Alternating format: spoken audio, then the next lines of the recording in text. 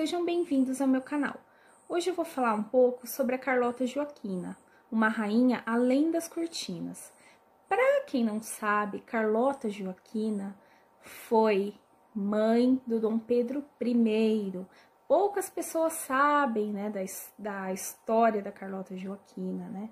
E a mídia traz uma visão muito caricata sobre essa personagem, o que acaba fazendo-a ser esquecida pela história, um pouco da biografia dela. A Carlota Joaquina, ela nasceu na Espanha em 25 de julho de 1775 e veio a falecer em 7 de janeiro de 1830.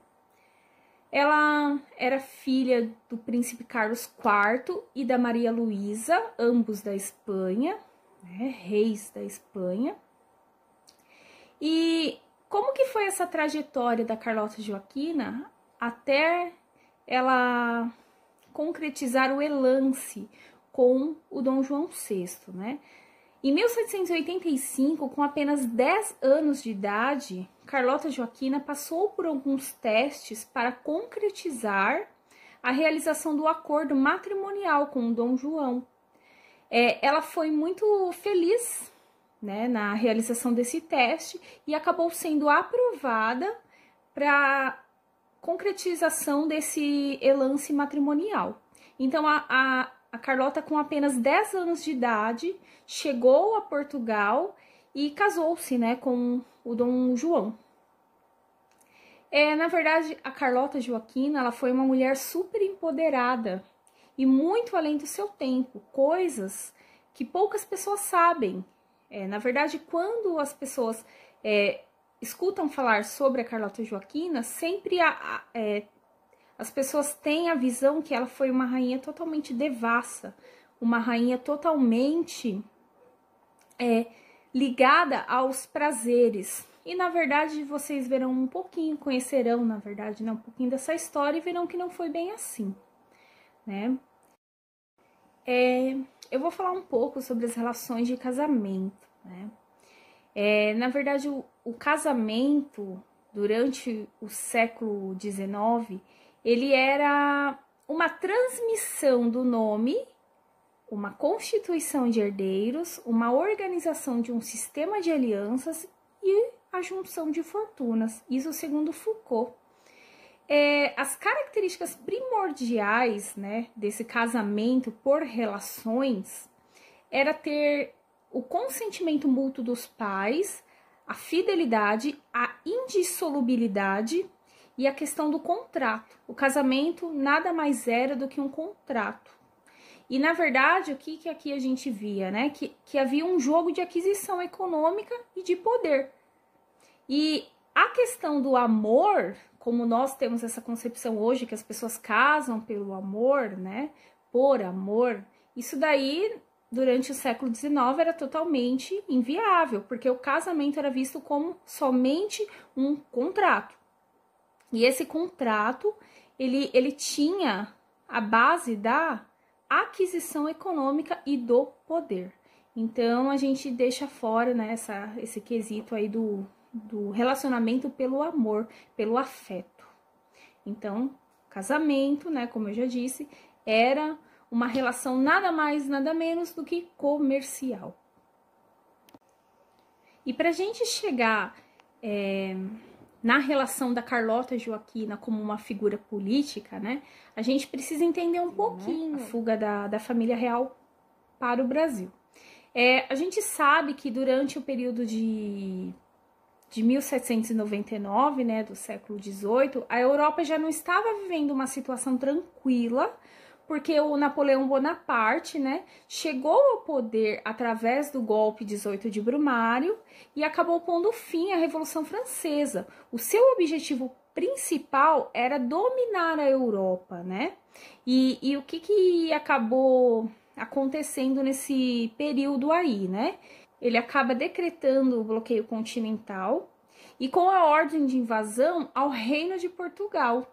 Aí o que a família real faz? Pega e transfere-se para o Brasil, sob a proteção da esquadra inglesa. E aí, em 1808, né, a família real chega ao Brasil e aqui a gente vai ter o desdobramento aí, a construção da nossa história, né? Então, eu vou falar um pouco sobre a trajetória da Carlota Joaquina e o seu empoderamento político, né?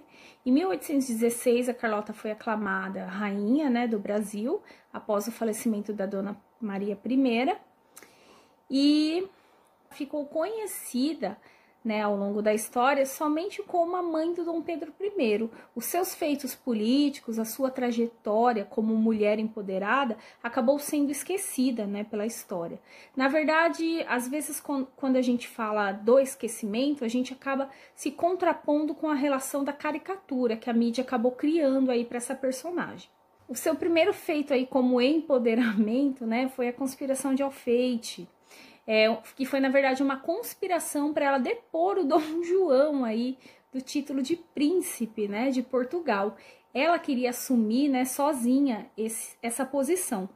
E foi o primeiro feito dela. Porém, esse plano aí da Carlota, né, não deu certo. E ela acabou sendo aí castigada pela corte portuguesa, né? Ela ficou trancada dentro do quarto para se redimir, né, para pensar aí nesse ato aí de desonestidade, né, com a própria família real. E, como eu disse lá no início, todo casamento era indissolúvel. Então, né, mesmo esse ato sendo um ato conspirativo, ela acabou que não sendo punida, né? Era aí feito aí de empoderamento já da Carlota, né, com a sua mente totalmente aí empoderada. Na verdade, com a sua mente aí totalmente aí perspicaz, né?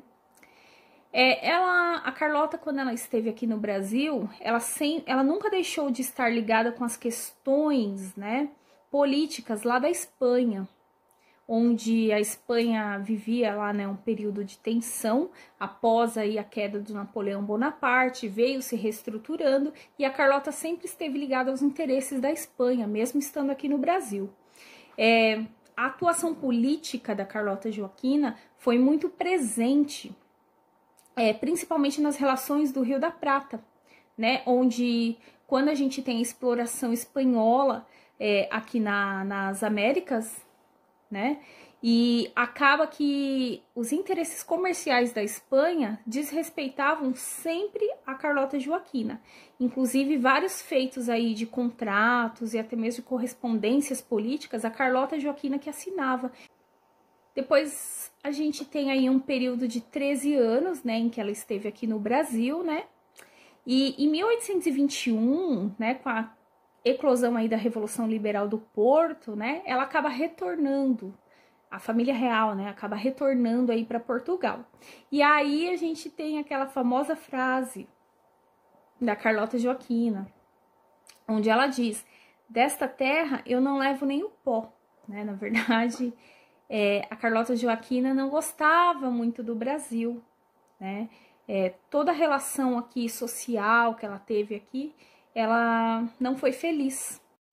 E aí, quando ela retorna para Portugal, né, a vida dela acaba se tornando um pouco instável, né? Porque ela acaba se deparando com algumas instabilidades políticas, né? E aí, em 1830, ela vê sua vida se transformar. Porque, na verdade, ela tinha um secretário, né, aqui no Brasil, que era o José Pressas, era o ombro amigo.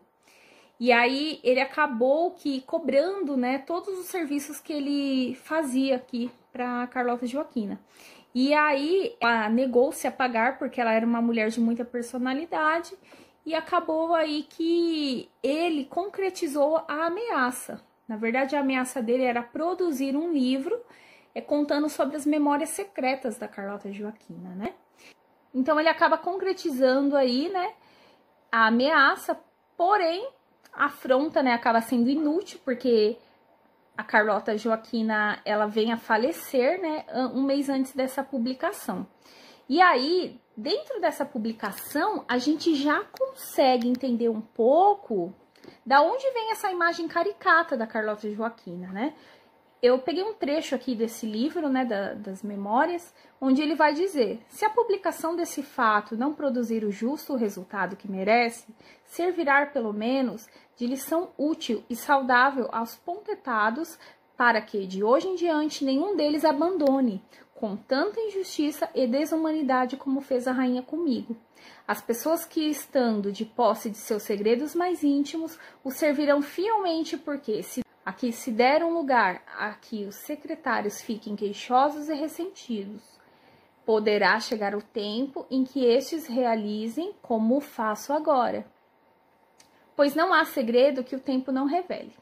Então, na verdade, essa imagem caricata da Carlota Joaquina como uma mulher sempre infiel, uma rainha aí que só pensava em atos sexuais, ele vem muito desse livro, né, do José Pressas, porque ele acaba divulgando, né, alguns feitos aí da Carlota e que eterniza aí na história, né, essa questão aí da infidelidade, de várias outras coisas.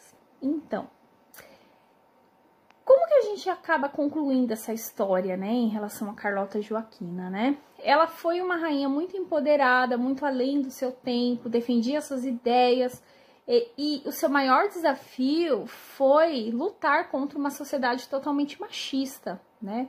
Tanto que essa imagem caricata da Carlota Joaquina, ela advém dessa sociedade machista, onde somente o homem poderia ter os benefícios de ser uma pessoa inteligente, poder fazer algo pelo próximo, e acabou que eternizou na história essa imagem caricata da Carlota Joaquina. Então, assim, eu até deixo aqui uma frase, né, que eu utilizei na produção do meu TCC. O tema da minha defesa foi sobre a Carlota Joaquina. No início foi um pouco difícil de escolher qual sentido eu daria a esse trabalho. Eu não queria fazer apenas uma biografia, mas eu queria entender, achar dentro desse projeto o que essa rainha teve de diferencial. E o que me intrigava era justamente essa questão de sempre ser vista como uma mulher infiel, uma mulher devassa, uma mulher feia. E, na verdade, quando a gente se depara e mergulha aí nos interesses históricos, a gente vê que ela foi uma mulher muito além do seu tempo, né? Então, não foi a nobre devassa e briguenta cheia de capricho que a história eternizou. Ela foi uma mulher muito além disso. Então, na verdade, eu encerro aqui, né? Meu objetivo não foi explanar aqui totalmente a biografia, tanto que eu só coloquei alguns temas específicos para dar aí uma ênfase aí na história da Carlota, né? E eu espero que vocês tenham gostado e que eu tenha contribuído um pouquinho para o conhecimento de vocês a respeito dessa rainha, que foi eternizada aí pela história apenas como uma devassa, mas com estudos científicos, historiográficos, a gente sabe que ela foi muito além das cortinas.